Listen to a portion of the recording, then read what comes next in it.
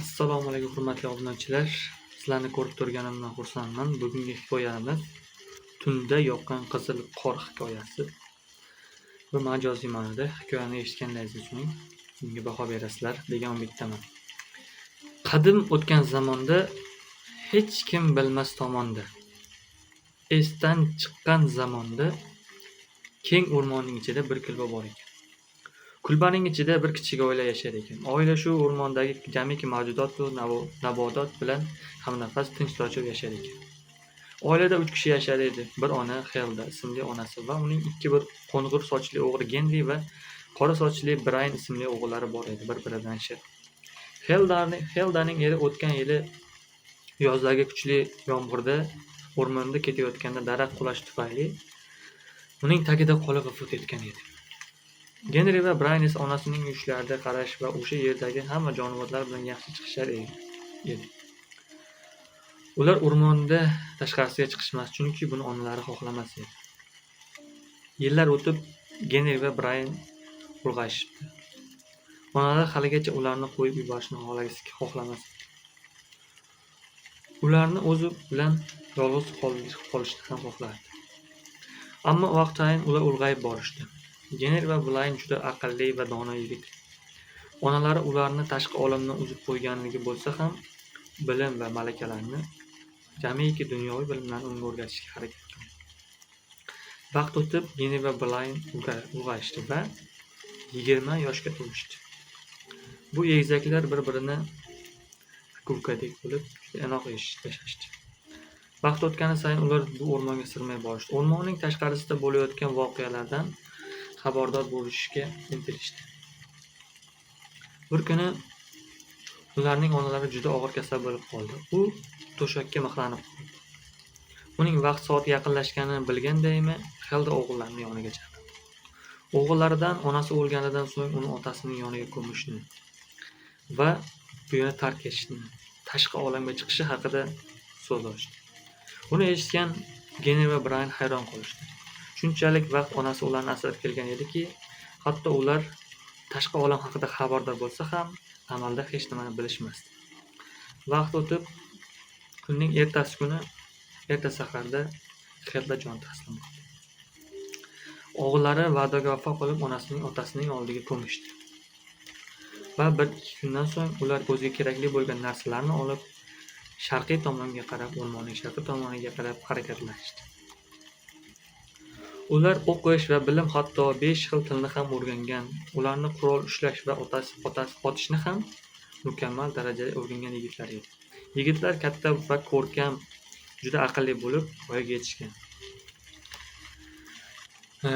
Genri qishloqda sharqiy tomonda o'rmondan chiqishgandan so'ng o'rmon chetidagi bir qishloqqa ko'zlari tushdi. O'rmonning chetidagi qishloqqa ko'z uzishdi. Genri, qani yur, biz ham qishloq atalmish bu joyni ko'rishga haqqimiz bor. Biz ham va'daga vafo qilib bu qishloqqa bir kirib, odamlar bilan muloqot qilamiz deb ukasiga aytdi. Brayn ham buni ma'qulladi. Mayli, seni aytganing bo'la qolsin, baribir sen mendan ozgina bo'lsa ham kattasan deb hazillashib, o'rmonni tark etishib qishloqqa ketishdi. Ular qishloqqa kirganidan so'ng qishloq aholisiga qanday muomala qilishni kitoblarda o'qigani kabi qishloq aholisiga muomala qilishdi. Qishloq juda kichkina bo'lgani sababli ko'chalar loy edi. Qishloq shunchalik kichkina bo'lganidan ular e'tibor berishmadiki, qishloq shaharning markaziga ulanib ketishganini. Ular qishloqqa kirib borishar ekan, yo'llar uzayib, kattayib va rivojlanib, chiroyli bir uylar qurila boshladi. Bu shaharning ichiga kirish yo'lagicha yo'l edi. Ular shaharning ichiga kirib borishar ekan, bir tor yo'lakdan o'tib ketishayotgan ularning yo'lini mahalliy talonchilar to'sishdi. To'xtanglar, qayerga ketyapsizlar? Bu ikki ko'rkam yosh yigitcha so'mkalarida nima bor?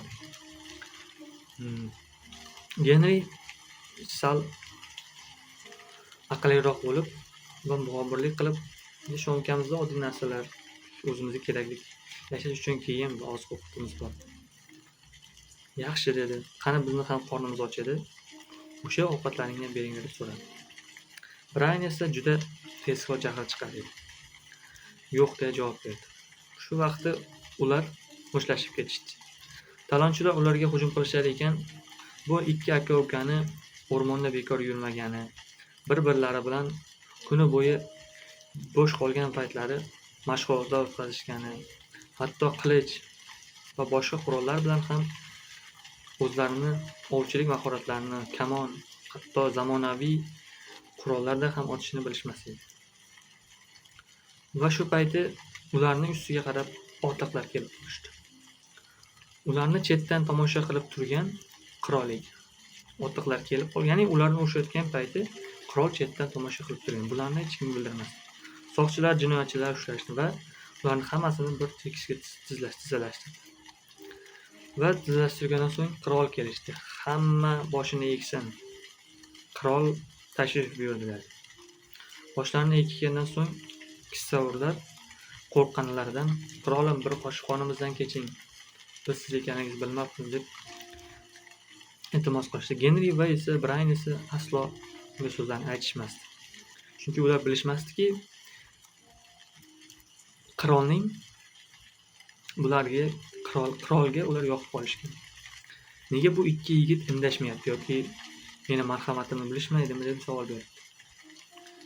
Boya kissavur o'rniga, "Hey, uzr so'rasangchi" deb aytdi. Brayn boshini ko'tarib, "Men hech qachon uzr so'ramayman, chunki qilmagan aybim uchun uzr so'ramayman. Ular bizga hujum qilishdi, bizning narsalarimizni olmoqchi bo'lishdi" deb javob qaytardi. "Yolg'on" deb boyagi kissavur aytdi. Qirol bu kissavurlarni olib zinaga tashlashni, Brayn va Genrining orqasidan yurishni aytdi. Ularni saroyga olib borishdi. Saroy soqchilari boshlig'i ularga aytdi: "Sizlar qirolimizga yoqib qolishingiz, sizlarning jang san'atingiz va qilich ishlata olishingiz mahoratlari qirolimga yoqdi. Yana bundan boshqa narsalardan xabardormisiz?" deb javob berdi. Genri aqlliroq bo'lgani uchun "Men tillarni va turli xil yaxshi bilimga egaman." Brayn esa unchalik emas, u jang san'atida mahoratliroq deb javob berdi. Va qirol ularni ko'rganini esiga soldek aytgandek, so'ng Brayn va Genrini jang kiyimlarida, soqchilik kiyimida qirolning oldiga borishdi. Qirol bu soqchilar boshida ularga tushuntirdi: "Sizlar qirolning endi bugundan boshlab xos soqchilari bo'lasizlar. Sizlarning mahoratlaringiz qirolga yoqib qolgani uchun hagina sizlar ularning yonidasizlar. O'zlaringni qishloqning to'pori aholisida tutmanglar. O'zlaringni qirol soqchilaridek tutinglar" dedi. Xo'p, deya ular qirol soqchilariga bo'lgan mas'uliyatli kitobni o'qib chiqishdi. Albatta bu Braynga yoqmadi. Vaqt o'tib, ular qirol soqchilar yonida bo'lishdi. Qirolning har xil ishlari, yig'ilish, bazm, hatto boshqa bir joylarda ham qirolning oldida yurishdi. Qirol qirolicha bilan o'tar ekan, qirolicha Genrini birinchi kundayoq ko'rganida yoqtirib qolgan edi. Hatto bu qonunga zid bo'lsa ham, hatto Genrining boshi va qirolichaning ham boshi ketishini bilsa ham, Genrini yaxshi ko'rib qolgan edi. Ammo buni hech kimga bildirmas edi. Genri xushbichim kiyingan, aqlli bo'lgani sababli ham, ser javob bo'lgani ham qirolichaga juda yoqib tushgan edi. Qirolicha Genriga yolg'iz qolganida xushomad qilar, hattoki o'zining muhabbatini yashirib o'tmadi ham, Genriga ochiqchasiga muloqot qilishni aytardi. Ya'ni gapirardi ochiqchasiga. Genri ham yoshlik qildimi yoki qandaydir tuyg'ularni his qildimi, unga qarshilik qilmasdi. Va bu yerda esa Brayn esa qirollik ritsarlari bilan jang san'atini olib borar, o'zining mahoratini yanada rivojlantirib borib, qirollik ritsarlari boshlig'iga, ya'ni qirol ritsar, bosh ritsar bo'lishga unvoniga erishgan edi. Qirol bundan xursand, Braynga juda ishonar edi. Ammo Braynni ham bu yerda malika yaxshi ko'rib qolgan edi. Braynning jang san'ati va ko'rkam tanasi va shiddatliligi, jasurligi malikani rom qolgan edi. Xullas, ikki aka-uka malika va qirolichaning nazarlarida edi. Hatto qirol ham ularni hurmat qilganicha ularga turli xil lavozimlar berdi. Vaqt o'tishi bilan malika Genri Braynni yaxshi ko'rishini yashirib o'tirmadi, unga aytdi. Brayn esa bunday tuyg'ularni o'zida yo'qlagan. Hozircha bunday narsalar haqida o'ylamasligini malika ko'rsatdi. Malika bu javobni kutgandi va unga indamadi. Bu yerda esa Genri esa qirolichaning qo'llab-quvvatlashi bilan bosh vazirga aylandi. Hatto siyosatni ham olib bordi. Eski bosh vazir esa bir pog'ona pastga tushirdi. Janglar ayni shu vaqtda qo'shni mamlakatda janglar bo'layotgan edi. Brayan va qo'shinga qo'shilib bosh sarkarda bilan jangga ketdi. Genri esa qirollikda qoldi. Jangga o'tib borganida o'zining jasorati bilan Brayan bosh sarkarda lavozimi bilan jangdan qaytib keldi. Buni ko'rgan akasi xursand bo'ldi. Hatto unga bo'lgan hasad ham uyg'ondi. Vaqt o'tishi bilan qirol qarib bordi. Ammo qirollik ichidagi ichki siyosat juda murakkab edi. Eski bosh vazir o'zining tarafdorlari bilan isyon ko'tarishga qaror qildi. Buni qirolichadan iltimos qildi. Chunki u qirolichaning Genri bilan bo'lgan ishqiy munosabatlarini bilar, buni unga aytib tahdid qilar edi. Genri nima qilishini bilmasdan ularga qo'shildi. Brayan esa qirolga sodiq edi. Uning uchun jonidan kechishga tayyor edi. Malikani ham yaxshi ko'rib qolgan edi. Vaqt o'tishi bilan ular bir-birini yaxshi ko'rdi. Qirol ham Malikani Brayanga berishga rozi edi va uni qirol qilishga tayyor edi. Bu ham Genrining ukasiga bo'lgan nafratni, hasadni kuchaytirdi. Va ular kelishib isyon ko'tarishdi.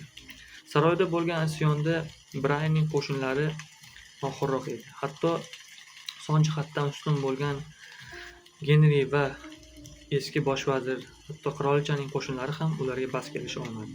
Juda ko'p qonlar to'kildi.